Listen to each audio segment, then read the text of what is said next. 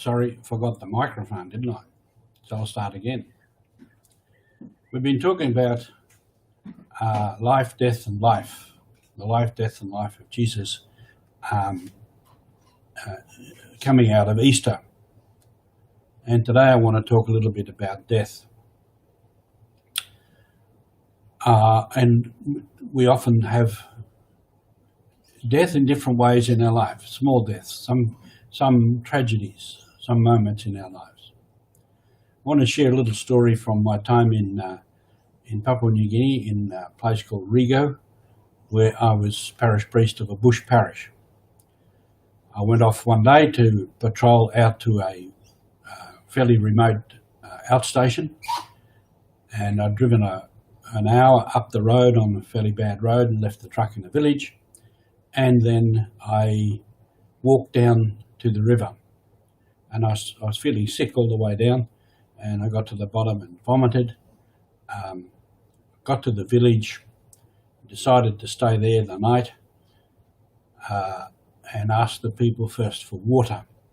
I had medicine with me, what's become famous now, chloroquine.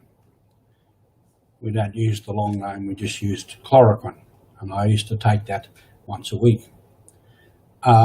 But I knew that if I took the chloroquine straight away, I would vomit again. So I asked the people for water, and I just sipped water for a good hour until I was rehydrated, and then I took the chloroquine. And by morning, I was okay, and walked on to the station and continued to patrol. In that moment when I was sick, and I got into the village and was feeling very sick, that was sort of, in a sense, a moment of death. It was not really living fully. It was pretty bad. And we can all have moments like that when we get sick, when somebody dies, when some tragedy comes along, or even at the moment, the great tragedy of not being able to go to the football or go to the pub. These things are, in a sense, little deaths, and we have to live through them. And that's part of life. That death is part of life.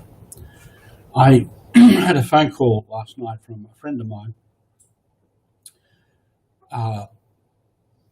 It was his birthday.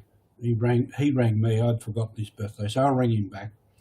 And we talked a lot. His wife died a few years ago, and they were very, very close, very deeply in love with each other.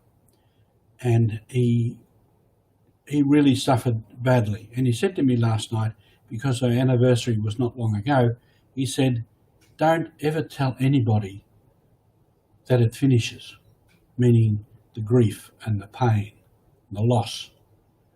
He said, "It doesn't finish. Don't tell anybody it finishes. You'll get over it." In a sense, you get over it. And he's fully alive. He's a very enjoyable person, and you know, we had some good times together. But that deep pain and hurt and grief is still with him. That death is still with him, even though he lives and lives well. So death is part of life. So this morning, I'd like to say, accept that. Accept that it's been part of life. We suffer. Things are difficult. We grieve. And to accept it, to take it on, and in a sense to enter into it as part of living. And that entering into it is healing. It is a part of life, and in a sense it is a gift of life. And finally, on that little trip, I had medicine with me, because that's our habit. I carry that medicine with me. Other people in those villages don't have the medicine. If they were as sick as I was, they might have to walk 3, 4, 5 hours or a day to get to a clinic where there might be medicine or there might not be medicine. And that's very hard for them, and that's part of the death that they have to live.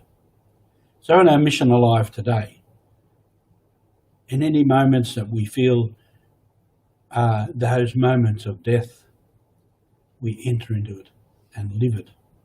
We live the death. I'll be back with more Mission Alive news another time. Thank you.